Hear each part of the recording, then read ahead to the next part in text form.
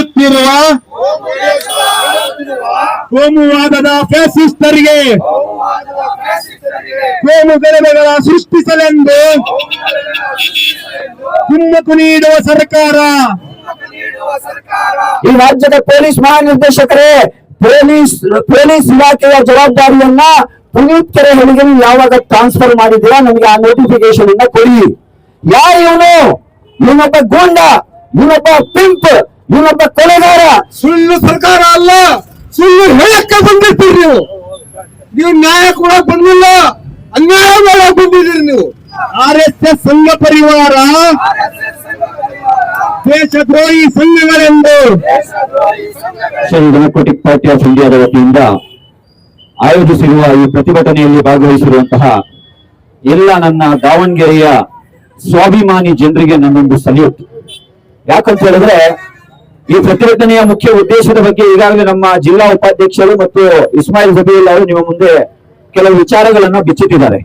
ನಾನು ಯಾಕಪ್ಪ ನಿಮಗೆ ಸಲ್ಯೂಟ್ ಅಂತ ಹೇಳ್ತಾ ಇದ್ದೀನಿ ಅಂದ್ರೆ, ನೀವು ಏನು ದಾವಣಗೆರೆ ದಕ್ಷಿಣ ವಿಧಾನಸಭಾ ಕ್ಷೇತ್ರದ ಚುನಾವಣೆಯಲ್ಲಿ 18,975 ಸ್ವಾಭಿಮಾನಿ ಮತಗಳು ಏನು ನೀವು ನನಗೆ ನೀಡಿದ್ದೀರಾ, SDPIಗೆ ನೀಡಿದ್ದೀರಾ, ಆ ಮತಗಳ ಪ್ರಭಾವ ಎಷ್ಟಿತ್ತು ಅಂತ ಹೇಳಿದ್ರೆ, ಕಳೆದ 3 ವರ್ಷಗಳಿಂದ ಹಿಜಾಬ್ ಮೇಲೆ ನಿರ್ಬಂಧ ಹೇರಿದಂತಹ ಈ ನಿರ್ಬಂಧವನ್ನ ಹಿಂಪಡೀಲಿಕ್ಕೆ ಈ ಸ್ವಾಭಿಮಾನಿ ಮತಗಳು ಕಾರಣ ಆಗಿದೆ. ಹಾಗಾಗಿ ನಿಮಗೆ ನಾನು ಸಲ್ಯೂಟ್ ಕೊಡ್ತಾ ಇದ್ದೇನೆ. ಎರಡನೇದಾಗಿ, ಹಿಜಾಬ್ ಮೇಲಿನ ನಿಷೇಧ ಹಿಂಪಡೆದ್ರೆ ಮಾತ್ರ ಸಾಕಾಗಲ್ಲ. ಈಗಾಗಲೇ ನಾನು ಪತ್ರಿಕಾ ಪ್ರಕಟಣೆ ಮತ್ತು ನನ್ನ ಹೇಳಿಕೆಯನ್ನು ಕೊಟ್ಟಿದ್ದೇನೆ.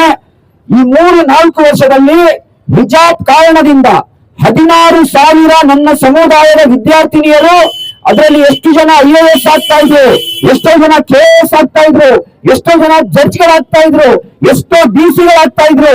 ಅವರ ಶಿಕ್ಷಣದ ಮೇಲೆ ದೊಡ್ಡ ಹೊಡೆತ ಬಿದ್ದಿದೆ. ಈ 16,000 ವಿದ್ಯಾರ್ಥಿನಿಯರಿಗೆ ರೀ ಎಕ್ಸಾಮಿನೇಷನ್ ಬರಲಿಕ್ಕೆ ಅವಕಾಶ ಮಾಡಿಕೊಡ್ಬೇಕಂತ ನಾನು ಆಗ್ರಹಿಸ್ತಾ ಇದ್ದೇನೆ. ಅದೇ ಸಂದರ್ಭದಲ್ಲಿ ಈ ವಿದ್ಯಾರ್ಥಿನಿಯರ ಪರವಾಗಿ ಬೀದಿಗಿಳಿದು ಅವರ ಸ್ವಾಭಿಮಾನಕ್ಕಾಗಿ, ಅವರ ಸಾಂವಿಧಾನಿಕ ಹಕ್ಕಿಗಾಗಿ ಹೋರಾಟ ಮಾಡಿದಂತಹ ಈ ದಾವಣಗೆರೆಯ ಮಣ್ಣಿನಲ್ಲೂ ಕೂಡ ಹಲವಾರು ಹೋರಾಟಗಾರರು ಇವತ್ತಿಗೂ ಕೂಡ ಕೋರ್ಟಿಗೆ ಇಳಿತಾ ಇದ್ದಾರೆ. ಅವರ ಮೇಲಿನ ಪ್ರಕರಣಗಳನ್ನು ಕೂಡ ಹಿಂಪಡಿಬೇಕಂತ ಹೇಳಿ ನಾನು ಆಗ್ರಹಿಸ್ತಾ ಇದ್ದೇನೆ. ಎರಡನೇದಾಗಿ, ಕೇವಲ ಹಿಜಾಬ್ ಮೇಲೆ ನಿರ್ಬಂಧ ಹಿಂಪಡೆದ್ರೆ ನಾವು ಸುಮ್ಮನೆ ಕೂರಲ್ಲ.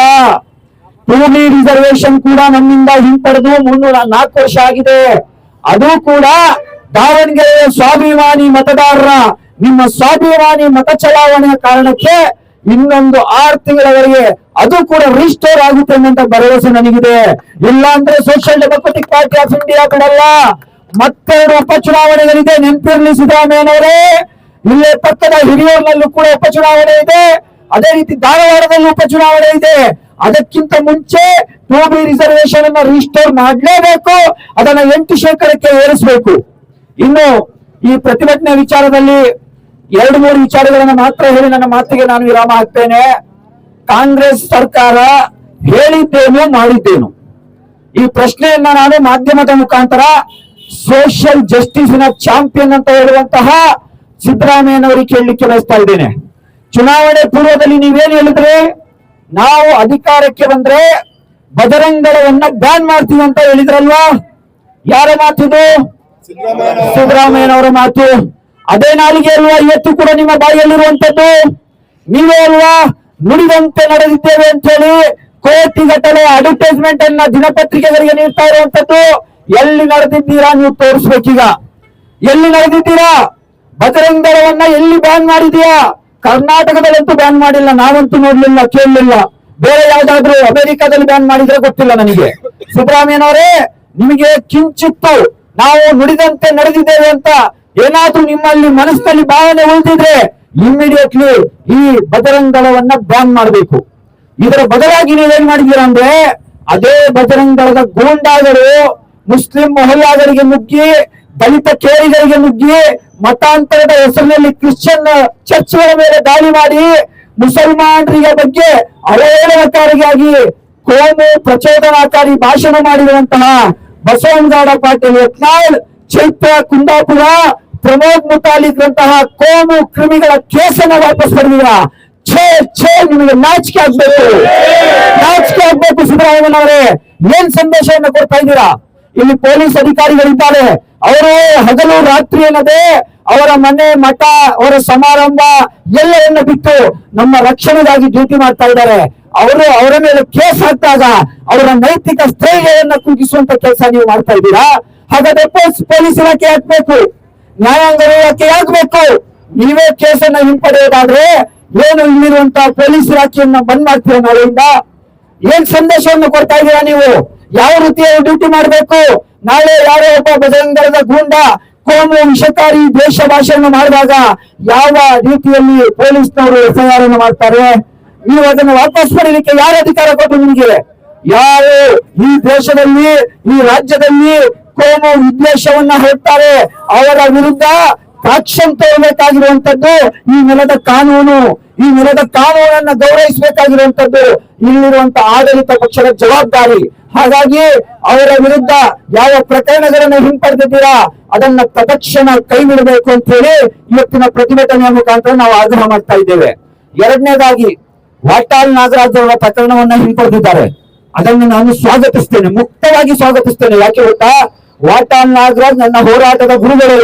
ಈ ರಾಜ್ಯದ ಅಸ್ಮಿತತೆ, ಈ ರಾಜ್ಯದ ನಾಡು ನುಡಿ ನೆಲ ಜಲ ಗಡಿಯ ಬಗ್ಗೆ ಅವರೊಂದಿಗೂ ಕೂಡ ನಾನು ಹೋರಾಟ ಮಾಡಿ ಅರೆಸ್ಟ್ ಆಗಿದ್ದೇನೆ.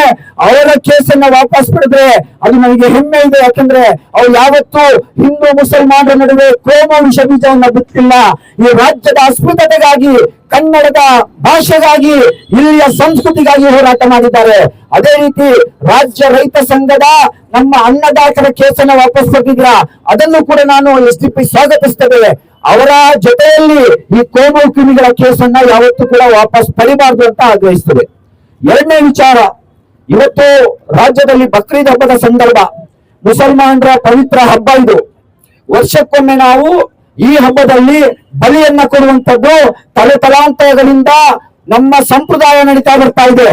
ಇದುವರೆಗೆ ಕಾಂಗ್ರೆಸ್ ಸರ್ಕಾರ ಅಧಿಕಾರಕ್ಕೆ ಬರುವವರೆಗೆ ಯಾವುದೇ ತೊಂದರೆ ತೊಡಕುಗಳು ನಮಗಿರಲಿಲ್ಲ.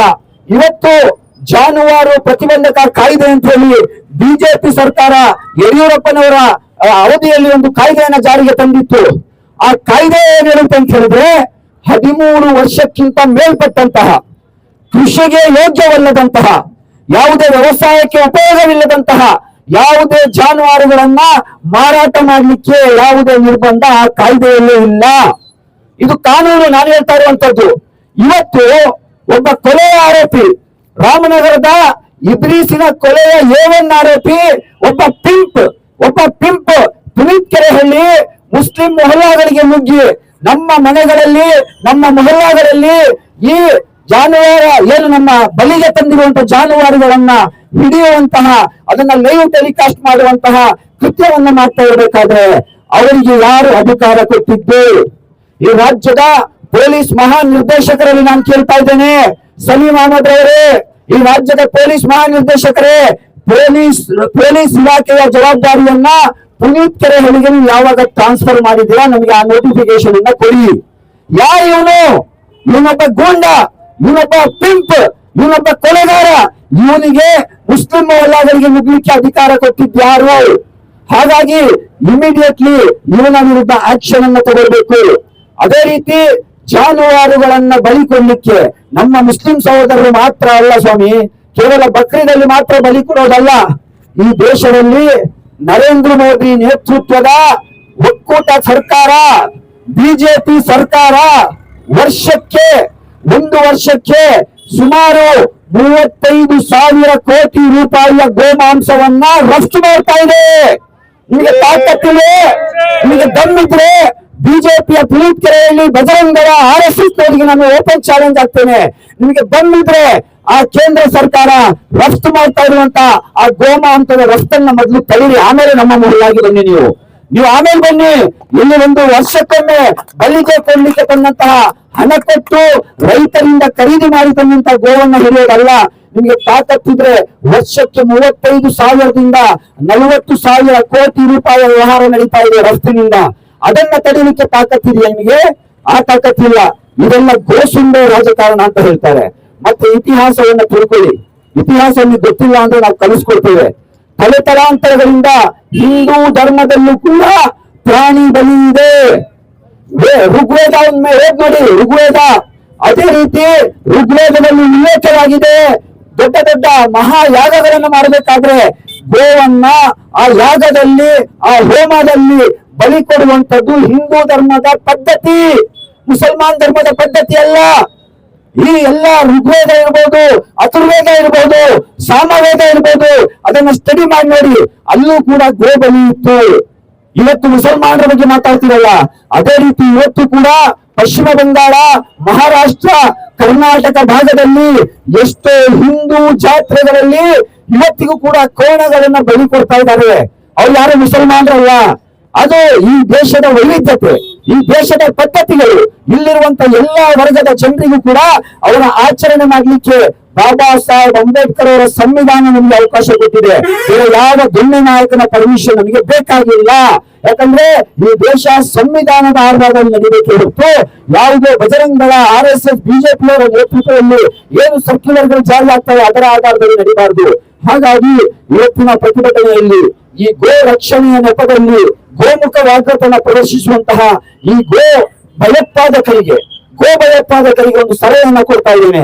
ಒಂದು ವೇಳೆ ಮಾರ್ಕೆಟ್ ನಲ್ಲಿ ಈ ದೇಶದ ಈ ರಾಜ್ಯದ ರೈತರು ಕೃಷಿಗೆ ಯೋಗ್ಯವಲ್ಲದ ದೊಡ್ಡ ದನಗಳನ್ನ ಅಥವಾ ಕೃಷಿಗೆ ಬಳಕೆಯಾಗದ ದನಗಳನ್ನ ಮಾರ್ಕೆಟ್ ನಲ್ಲಿ ತಂದು ಮಾರಾಟ ಮಾಡಬೇಕಾದ್ರೆ ಅದನ್ನ ಮುಸಲ್ಮಾನರು ಖರೀದಿ ಮಾಡಬಾರ್ದು ಎನ್ನುವುದೇ ನಿಮ್ಮ ಉದ್ದೇಶ ಆದ್ರೆ 1 ಕಿಲೋ ಸಗಣಿಗೆ 5,000 ರೂಪಾಯಿ ನೀವು ಇನ್ಸೆಂಟಿವ್ ಅನ್ನ ಕೊಡಿ. ರೈತರು ಯಾಕೆ ಮಾಡ್ತಾರೆ? ಯಾಕಂದ್ರೆ ಒಂದು ದನವನ್ನ ಸಾಕ್ಲಿಕ್ಕೆ ಒಬ್ಬ ರೈತನಿಗೆ ದಿನಕ್ಕೆ 200 ರೂಪಾಯಿ ಬೇಕು ಸ್ವಾಮಿ. ಇವತ್ತು ಹುಲ್ಲು ಸಿಗೋದಿಲ್ಲ, ಹಿಂಡಿ ಹಾಕ್ಬೇಕು, ಅದಕ್ಕೆ ಆಹಾರ ಕೊಡ್ಬೇಕಂದ್ರೆ ಆ ಕೃಷಿಗೆ ಯೋಗ್ಯವಲ್ಲದ ದನವನ್ನು ಯಾವ ರೀತಿ ಸಾಕ್ತಾರೆ ರೈತರು? ಅವರಿಗೆ ಆರ್ಥಿಕ ಹೊರೆ ಅಲ್ವಾ? 1 ಕೆಜಿ ಸಗಣಿಗೆ 5,000 ರೂಪಾಯಿ ಮೋದಿಗೆ ಹೇಳಿ ಒಂದು ಹೊಸ ಇನ್ಸೆಂಟಿವ್ ಅನ್ನು ಕೊಡಿ. ಅವ್ರು ಯಾರು ಮಾರಾಟ ಮಾಡಲ್ಲ. ಅವ್ರು ಮಾರಾಟ ಮಾಡಲಿಲ್ಲ ಅಂದ್ರೆ ಯಾರು ಖರೀದಿ ಕೂಡ ಮಾಡಲ್ಲ. ಮಾಡ್ಲಿಕ್ಕಾಗುತ್ತೆ ನಿಮಗೆ ಚಾಲೆಂಜ್ ಆಗ್ತಾ ಇದ್ದೇನೆ. ದಮ್ಮಿದ್ರೆ ಇದನ್ನ ಮಾಡಿ. ಮುಸಲ್ಮಾನರಿಗೆ ಬಲಿ ಕೊಡ್ಲಿಕ್ಕೆ ಏನು ಗೋಗರ ಬೇಕಾಗಿಲ್ಲ, ಎಮ್ಮೆನೆ ಬೇಕಾಗಿಲ್ಲ, ಕೋಣನೆ ಬೇಕಾಗಿಲ್ಲ. ನಮಗೆ ಕುರಿಗಳನ್ನು ಬಲಿ ಕೊಡಬಹುದು, ನಮ್ಮ ಧರ್ಮದಲ್ಲಿ ಅವಕಾಶ ಇದೆ. ಆದ್ರೆ ಈ ರೈತರ ಮೇಲೆ ಆರ್ಥಿಕ ಹೊರೆಯಾಗಿರುವಂತಹ ಈ ಗೊಡ್ಡು ಬೆಳೆಗಳನ್ನ ಯಾವ ರೀತಿ ನಿರ್ವಹಣೆ ಮಾಡಬೇಕು, ಇದಕ್ಕೊಂದು ಪಾಲಿಸಿಯನ್ನ ನೀವು ಮೇಕ್ ಮಾಡಿ. ನೀವೇ ಇರುವ ಒಕ್ಕೂಟ ಸರ್ಕಾರದ ಸೆಂಟ್ರಲ್ ಅಲ್ಲಿ ಇರುವಂತದ್ದು ರಾಷ್ಟ್ರೀಯವಾಗಿ ಜಾರಿಗೆ ಬರಲಿ. ಮತ್ತೊಂದು ಹೆಜ್ಜೆ ಮುಂದೆ ಹೋಗಿ ಕೆಲವು ಧಾರ್ಮಿಕ ವರ್ಮಗಳು ಒಂದು ಸತ್ವವನ್ನು ಕೂಡ ಕೊಟ್ಟಿದ್ದಾರೆ. ಏನಂದ್ರೆ ಈ ನಮ್ಮ ಬಕ್ರೀದ್ ಹಬ್ಬದಲ್ಲಿ ಯಾರು ಗೋವುಗಳನ್ನ ಖರೀದಿ ಮಾಡಬೇಡಿ, ಬದಲಾಗಿ ಈ ಗೋವನ್ನ ರಾಷ್ಟ್ರೀಯ ಪ್ರಾಣಿಯಾಗಿ ಡಿಕ್ಲೇರ್ ಮಾಡಲಿ ಅಂತ ಹೇಳುವುದು ಕೂಡ ಹೇಳಿದ್ದಾರೆ. ಏನಾಗುತ್ತೆ? ರಾಷ್ಟ್ರೀಯ ಪ್ರಾಣಿಯಾಗಿ ಡಿಕ್ಲೇರ್ ಮಾಡಿದ್ರೆ ನರೇಂದ್ರ ಮೋದಿ A1 ಆರೋಪಿ ಆಗ್ತಾರೆ. ಮೊದಲಾಗಿ ಜೈಲಿಗೆ ಹೋಗೋದು ನರೇಂದ್ರ ಮೋದಿ. ಯಾಕೆ ಗೊತ್ತಾ? ವರ್ಷಕ್ಕೆ 35,000 ಕೋಟಿ ರೂಪಾಯಿ ವ್ಯವಹಾರವನ್ನು ನಡೆಸ್ತಾ ಇದ್ದಾರಲ್ಲ, ಅದರ ಪಾಲು ಒಕ್ಕೂಟ ಸರ್ಕಾರದ ತೆರಿಗೆ ಹಣದಲ್ಲಿ ಖಜಾನೆಗೆ ಹಣ ಸೇರ್ತಾ ಇದೆ. ಯಾಕಂದ್ರೆ ರಾಷ್ಟ್ರೀಯ ಪ್ರಾಣಿ ಅಂತ ಘೋಷಣೆ ಆದಾಗ ಅದನ್ನ ಒದೆ ಮಾಡುವಂತದ್ದು ಅಪರಾಧ, ಶಿಕ್ಷಾರ್ಹ ಅಪರಾಧ ಆಗ್ತದೆ. ಹಾಗಾಗಿ ಆ ನಮ್ಮ ಉಳನಾಗಲು ಕೊಟ್ಟಂತ ಸಲಹೆಯನ್ನ ಅದು ಸ್ವೀಕರಿಸಿ. ಹಾಗಾಗಿ ಇವತ್ತಿನ ಈ ಪ್ರತಿಭಟನೆಯಲ್ಲಿ 2 ವಿಚಾರವನ್ನು ಇಟ್ಕೊಂಡು ನಾವು ಪ್ರತಿಭಟನೆಯನ್ನ ಮಾಡಿದ್ದೇವೆ. Social democratic party of India ವರ್ಷದ 365 ದಿನವೂ ಕೂಡ, ದಿನದ 24 ಗಂಟೆಯೂ ಕೂಡ ಜನರ ಸಮಸ್ಯೆಗಳನ್ನ ಕೈಗೆತ್ತಿಕೊಂಡು ಹೋರಾಟ ಮಾಡುವಂತ ಪಕ್ಷ. ಯಾಕೆ ನಾನು ಈ ಮಾತು ಹೇಳ್ತಾ ಇದ್ದೀನಿ ಅಂದ್ರೆ, ದಾವಣಗೆರೆ ದಕ್ಷಿಣ ವಿಧಾನಸಭಾ ಕ್ಷೇತ್ರದ ಉಪಚುನಾವಣೆಯಲ್ಲಿ ನನ್ನನ್ನ ಸೋಲಿಸ್ಲಿಕ್ಕೆ, SDPI ಸೋಲಿಸ್ಲಿಕ್ಕೆ ಇಡೀ ಕ್ಯಾಬಿನೆಟ್ ಬಂದು ಪೂಜಾ ಹೋಟೆಲ್ ಅಲ್ಲಿ ಠಿಕಾಣಿ ಹೊಡಿದ್ರಲ್ಲ, ಮಂತ್ರಿ ಮಹೋದಯರೇ ಬನ್ನಿ, ಇವತ್ತು ದಾವಣಗೆರೆ ಅಖ್ತರ್ ರಜಾ ಸರ್ಕಲ್ ನಲ್ಲಿ ಈ ಅಫ್ಸರ್ ಕುಡ್ಲಿಪೇಟೆ ಬೀದಿಗಿಂದ ಹೋರಾಟ ಮಾಡ್ತಾ ಇದ್ದಾನೆ. ನಿಮಗೆ ತಾಕತ್ತಿದ್ರೆ ಬಂದು ಒಂದು ಪ್ರತಿಭಟನೆ ಮಾಡಿ, ನೀವು ಪ್ರತಿಭಟನೆ ಮಾಡಿ. ನಿಮಗೆ ಬಂದಿದ್ರೆ ಕೇವಲ ಚುನಾವಣೆಯಲ್ಲಿ ಬಂದು ಭಾಷಣ ಮಾಡೋದಲ್ಲ ಸ್ವಾಮಿ. ಜನರು ಸಂಕಷ್ಟ ಎದುರಿಸ್ತಾ ಇದ್ದಾರೆ, ಬನ್ನಿ ಜನರ ಸಂಕಷ್ಟಕ್ಕೆ ಸ್ಪಂದಿಸಿ. ನಿಮಗೆ ದಮ್ಮಿಲ್ಲ, ನಿಮಗೆ ತಾಕತ್ತಿಲ್ಲ ಅಂತ ನೀವು ಪ್ರೂವ್ ಮಾಡಬೇಕು. ನೀವು ಬರಲಿಲ್ಲ ಅಂತ ಹೇಳಿದ್ರೆ ನಾನು ಎಲ್ಲಾ ಪಕ್ಷಗಳಿಗೂ ಸಲಹೆ ಕೊಡ್ತಾ ಇದ್ದೇನೆ, ನೀವು ವೋಟ್ ಕೇಳಲಿಕ್ಕೆ ಮಾತ್ರ ಬರುವುದಲ್ಲ, ಜನರು ಸಮಸ್ಯೆಯಲ್ಲಿದ್ದಾಗ, ಸಂಕಷ್ಟದಲ್ಲಿದ್ದಾಗ ಅವರ ಪರವಾಗಿ ಧ್ವನಿ ಎತ್ತುವುದು ನಿಮ್ಮ ಜವಾಬ್ದಾರಿ. ಹಾಗಾಗಿ ಆ ಜವಾಬ್ದಾರಿಯನ್ನ social democratic party of India ಸರಿಯಾಗಿ ನಿಭಾಯಿಸ್ತಾ ಇದೆ. ಈ ಸಮಸ್ಯೆ ಮಾತ್ರ ಅಲ್ಲ, ನಾಳೆ ಯಾವುದೇ ಸಮಸ್ಯೆಗಳು ಎದುರಾದ್ರೂ ಕೂಡ ನಾವು ನಿಮ್ಮೊಂದಿಗಿದ್ದೇವೆ. ನಾವು ಸೋತಿರ್ಬೋದು ಚುನಾವಣೆಯಲ್ಲಿ, ಆದ್ರೆ ಸತ್ತಿಲ್ಲ. ನಾವು ಜನರ ಕೆಲಸ ಮಾಡ್ಲಿಕ್ಕೆ ಇವತ್ತು ಜೀವಂತವಾಗಿದ್ದೇವೆ, ನಿಮ್ಮ ಪರವಾಗಿ ಹೋರಾಟ ಮಾಡ್ತಿರುವಂತಹ ಸಂದೇಶವನ್ನು ನೀಡ್ತಾ ನನ್ನ ಮಾತಿಗೆ ವಿರಾಮ ಹಾಕ್ತೇನೆ. आप लोग जानते हैं हमारा अब 2 महीने पहले एक एमएलए इलेक्शन चला तो बार बार हमारे एमएलए कैंडिडेट ये कहते रहे स्वाभिमानी वोट, गैरतमंद मुसलमान। तो आज ये बात सबके सामने मौजूद है। तो हमें दावणगेरे में गैरतमंद मुसलमान 80 को 5,000 वोट होने के बावजूद भी 19,000 वोट हम लोगों को दिया है। वो कौन है उसका पता भी चल रहा है, लेकिन जमाने दराज से ऐसा ही हमारे ऊपर जुल्म होता रहा।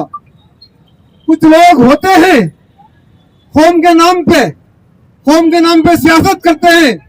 जब हमारे कौम का मसला आता है तो वो छोटे मोटे चमचागिरी पे उतर जाते हैं। उसका ये नतीजा हमारे सामने मौजूद है। इसमें कांग्रेस के जो लीडर है, एमएलए है, जमीन पर काम करने वाले म्युनिसिपल काउंसलर है, कोई भी सामने नहीं आता। हमारे ऊपर जुल्म हुआ जाता है, वादा खिलाफी हुआ जाता है, हमें सताया जाता है। ये लोग खामोश रहते हैं। अब फैसला आप लोगों को करना है, गैरतमंद कौन है, वफादार कौन है, किस किस की गैरत जागी है। मिसाल के तौर पर हमारे शहर दावणगेरे में यहीं पर एक हिगड़े नगर को उठाया गया था। 4-5 हजार लोग फुटपाथ पर आ गए, उनको घर देने का वादा भी किया गया था।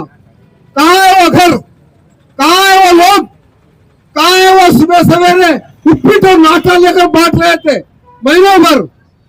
तो ये सिर्फ दावणगेरे का मामला नहीं, पूरे कर्नाटक में हमारे जो लीडर हैं उनके वो लोग यही करते आए हैं। इस पे सीधी सीधी बात हमारे आज सामने है। गैरतमंद कौन और बेगैरत कौन, हमें लोगों को पहचानना है। मुल्क में अगर हमारे साथ नाइंसाफी होती है तो एटीपीआई सामने आती है, कोई दूसरा लीडर सामने नहीं आता, कोई दूसरी पार्टी सामने नहीं आता। और बीजेपी वालों के दौर में हमारे ऊपर जुल्म हुए, कभी हिजाब का मसला, कभी गाय और बकरीद का मसला, टूरिज्म का मसला। तो सिद्धरामैया साहब और डीके शिव कुमार साहब हर बार इलेक्शन में कहते रहे ಬಂದ ತಕ್ಷಣನೇ ವಾಪಸ್ ತಗೊಂತೀವಿ, ಬಂದ ತಕ್ಷಣನೇ ಬಜರಂಗ ದಳಗೆ ಬ್ಯಾನ್ ಮಾಡ್ತೀವಿ. ಮಾಡಿದ್ರೇನ್ರಿ? 2.5 ವರ್ಷ ಆಯ್ತಲ್ಲ, 2.5 ವರ್ಷ ಆದ್ರೂ ಏನ್ ಮಾಡಿದ್ರಿ? 3 ವರ್ಷ ಆಗಾಕ್ ಬಂತಲ್ಲ, ಏನ್ ಮಾಡ್ತಾ ಇದ್ದೀರಾ? ಸುಳ್ಳು ಸರ್ಕಾರ ಅಲ್ಲ, ಸುಳ್ಳು ಹೇಳಕ್ಕೆ ಬಂದಿರ್ತೀರಿ ನೀವು. ನೀವು ನ್ಯಾಯ ಕೊಡಕ್ ಬಂದಿಲ್ಲ, ಅನ್ಯಾಯ ಮಾಡಕ್ ಬಂದಿದ್ದೀರಿ ನೀವು. ಆದ್ರೆ ನಾವು ಎಸ್ಡಿಪಿನವರು ಬಿಡಲ್ಲ, ಪ್ರತಿಭಟನೆ ಮಾಡ್ತೀವಿ, ಹೋರಾಟ ಮಾಡ್ತೀವಿ, ನ್ಯಾಯಕ್ಕೋಸ್ಕರ ಹೋರಾಟ ಮಾಡ್ತೀವಿ. ಯಾವ್ದ ಸಮಾಜದೊಳಗಿರ್ಲಿ, ಯಾವ ಬಡ ಜನ ಆಗಿರ್ಲಿ, ಯಾವ ಸಮಾಜಕ್ಕೆ ಸೇರಿರ್ಲಿ, ನಾವು ಮುಂದೆ ನಿಂತು ಹೋರಾಟ ಮಾಡೋದೇ ನಮ್ಮ ಸಿದ್ಧಾಂತ. ಆದ್ದರಿಂದ ತಾವು ಎಲ್ಲರೂ ಹಿಂದೂ ಮುಸ್ಲಿಂ ಎಲ್ಲರೂ ಸೇರಿ ಹೋರಾಟಕ್ಕೆ ಭಾಗಿಯಾಗಿ ನಮ್ಮ ಹೋರಾಟಕ್ಕೆ सपोर्ट ಮಾಡ್ಬೇಕಂತೇಳಿ ನಮ್ಗೆಲ್ಲರೂ ನಾನು ಕೇಳ್ತಾ ಇದ್ದೀನಿ. यहाँ पर एक स्लोगन्स है, शायद सब जगह सुने स्लोगन्स। ये प्रोटेस्ट कहीं को कर रही है, क्या कर रही है, ठेरे से कुछ मालूम नहीं है बहुत सारे शायद। ये एक्चुअली प्रोटेस्ट क्या है बोले तो, हमें कांग्रेस गवर्नमेंट, एक सेक्युलर गवर्नमेंट, एक सबको अहिंदा नायकों को, अहिंदा अवाम को लेकर चलती है बोल को हमें वोट डाले थे। कब? 2023 में वोट डाल को। आज क्या करें, हमें हुकूमत में आ गई गवर्नमेंट। हुकूमत में आने के बाद क्या करें ना, जो बीजेपी गवर्नमेंट रेजोल्यूशन कैंसिल करा था हमारा, उसे रीस्टोर करते हुए बोल को कमिटमेंट करे थे ना कांग्रेस गवर्नमेंट वाले। और उसके साथ साथ हिजाब, जो हमारे बच्चे, हमारे भाई को बच्चे कॉलेजेस में जो हिजाब डालने को जाते थे पहले एग्जाम्स के टाइम पर और कॉमन टाइम पर, वो हिजाब को भी बैन करे थे बीजेपी गवर्नमेंट। लोग वादा करे थे जैसा ही हमारी गवर्नमेंट आती हमें क्या है हिजाब को भी रिवोक करती और जो टीबी रिजर्वेशन है उसे भी रिवोक करती है हमको। टोटली दो भी क्या भी करे नहीं। अब अभी हाल ही बकरीद का महीना चल रहा, इस महीने में गोरू को लेके आना, ले जाना, कुर्बानी देना ये हमारा हक है और हमारी ये जिम्मेदारी।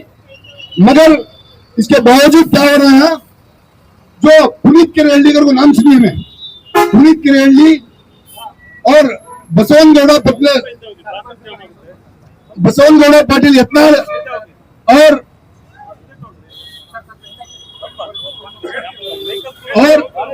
ऐसे आरएसएस और बीजेपी के और संघ परिवार के जितने लीडर सही उनके कैसा वापस लिए, लगभग 25 से 30 लोगों के कैसा वापस ली।